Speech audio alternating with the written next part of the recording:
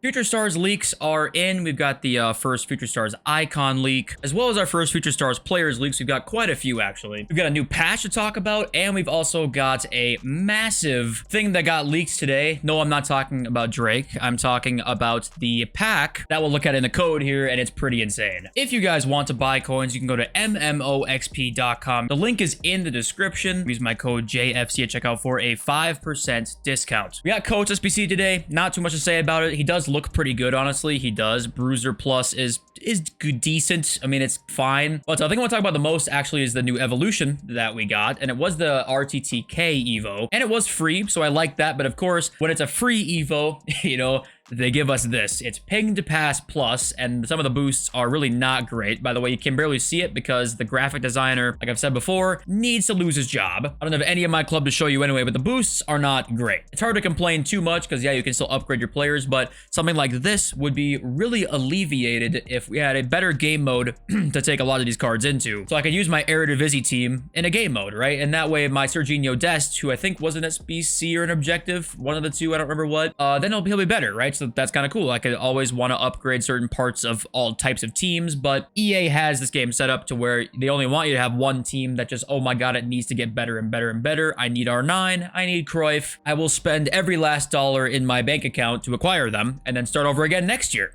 You know, that's the goal for them. So this is why the complaints exist for Evos, because there's not really a place to take them into. And if there were, there would be. So like I talked about before, you know, game modes being as bad as they are would make all of these Evos way better. So it's a bigger issue than I think people realize, like I've said before. Alejandro Garnacho set to come as a Future Stars player, so that's kind of like going to be one of the headline players. And you'll notice a theme with these Future Stars is that many of them are going to be gold base.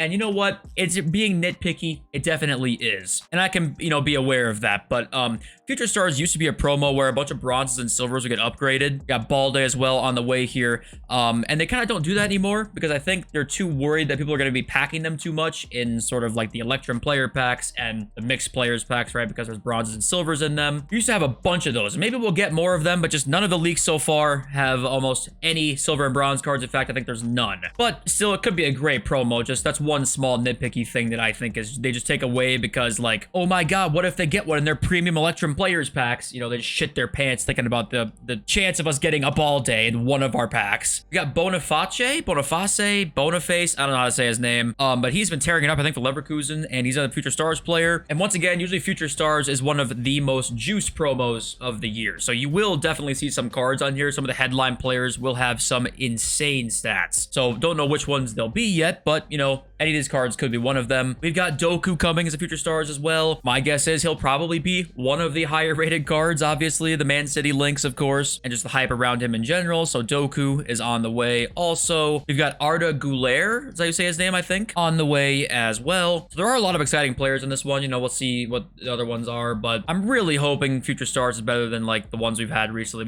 It's been, I mean, since Thunderstruck that we've had a great promo, I feel like. Might be one I'm forgetting in there. But I think it's really been 2 months since our last great promo, and that is a long time. Maybe it's not been 2 months, but the point is it's been a long time. Let's maybe get the Future Stars, you know, vibes back going again, or will EA just shit in our Cheerios this week as well as the last month? Ronaldinho is coming as a Future Stars icon. We don't have any more news still on, like, what the stats will be in terms of will they be, you know, downgraded icons, or are they going to be upgraded icons, which wouldn't make much sense at all. But I mean, God knows what they'll do with this. But obviously, I think it's been confirmed that it's not going to be cards like Gareth Bale, holy voice crack, or cards like Sergio Aguero, right? That's not going to be a thing. But hey, we'll get Dino. But one thing would be really cool with those icons, Future Stars ones, would be if they got like a younger look in game. That would be really cool, honestly. But that would take a lot of time and probably money to do, which means that is a shot in the dark. But that would be something they could do too to make it, you know, Future Stars like. But you know, let me know what you guys think. We do have a big pack leak. Future Stars Pulsar pack. It includes 2 guaranteed Future Stars player items and also 35 rare gold players rated 84 or higher with 5 guaranteed to be above 89 or higher. Also some loans in there as well. Now keep in mind, we had one for honorable mentions that I think it said 3 guaranteed honorable mentions, and it never came out. So most of the time, I think literally every single pack leak leading up to that one has come out. So it's most likely going to come out, but obviously, you know, we have to keep in mind that some of these haven't before, so it's unlikely, but it could, and I think that this will come out because it's a crazy pack, and I think we'll see some, you know, fodder Future Stars cards in there as well. Now we've got a title update number 9. It will soon be available. Now it says PlayStation 4 and Xbox One versions. Now the last update also said that, and it did come out for the PS5 and Xbox. What's the new Xbox Series? Is it Series X? Is that what it's called? And so this, right when it came out, did just say PS4 and Xbox One, and then it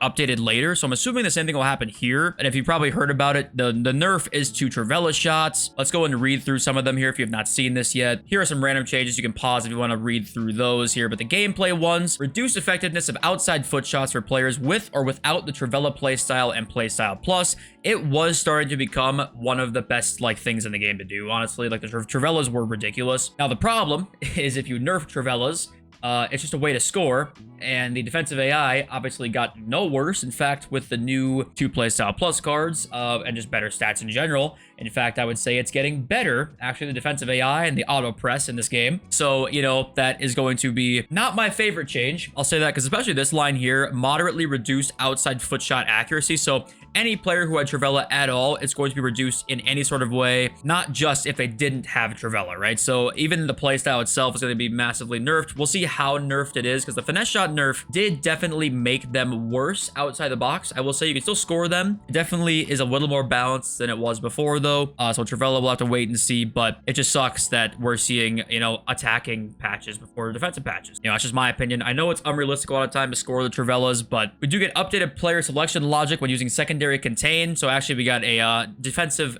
buff, actually not a nerf, a buff to go along with an attacking nerf. Now this is probably going to be a good change in the long run because you want to have good selection logic when using the second man press. It's just when you're, you know, not controlling either the player or the second man press that the AI just defends for you anyway. It's just a mess, obviously, you guys know. We got improved referee foul calling logic inside the box following a clearance attempt. So maybe like if you're trying to clear it, they won't call a foul. I don't know. Not really too much else interesting here at all. We got more stability issues that could be fixed, except, you know, we've had stability issues since day 1 here. But so yeah, it says will be released on other platforms in the near future. So I'm assuming, yeah, that means that it's going to be PS5 and Xbox Series X. So we'll wait and see. But here's a NEP tweet. You know, cutbacks and Travella's nerfed in the upcoming patch means one of 2 things will happen. New OP scoring mechanic will be found, or 5 at the back about to become the most broken OP it's ever been in any EA Sports game ever. And the unfortunate truth is this might already kind of be a thing. You know, they literally couldn't find a way to balance it,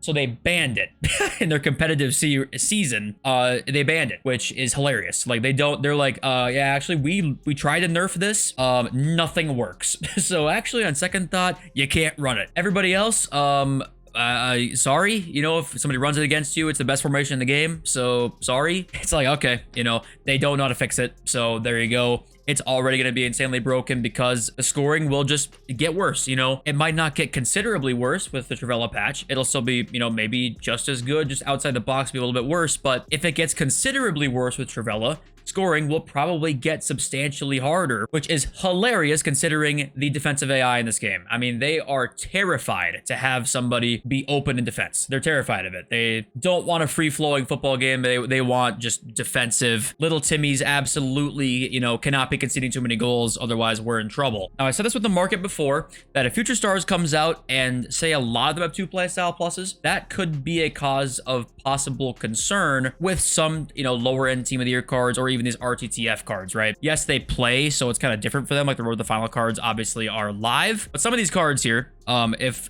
Future Stars has 2 playstyle pluses and they're a little cheaper because we're yet to see almost any cheap cards with 2 playstyle pluses that are half decent. We don't almost have any of them. So if we do, that will see the rest of, you know, the market drop a little bit. But if we don't, I think the market will continue to keep going up in almost all facets. So it's hard to say exactly what's going to happen, but if I had to take my guess, I would expect almost every 2 playstyle plus card to be 700-800k plus, just because Future Stars is a hyped up promo. And we're seeing where the final prices are ridiculous if the pack weight stays the same, especially, which is a disgrace right now as is. But you know, I'd take my bet that you're fine to buy things. You know, we had that weird Team of the Year crash, which by the way is hilarious looking back on it. I just was on Pop earlier, as I still have her in my club. It's hilarious seeing we saw a massive dip in the Team of the Years, right? After some, you know, influx of supply / panic, and they've stayed the exact same price since. So you make of that what you will on if that was artificial or if that was legit just a bunch of panic selling. You know, you tell me. It seems to me like there is kind of an obvious answer here, but once again, there is no proof of this, so I'm speaking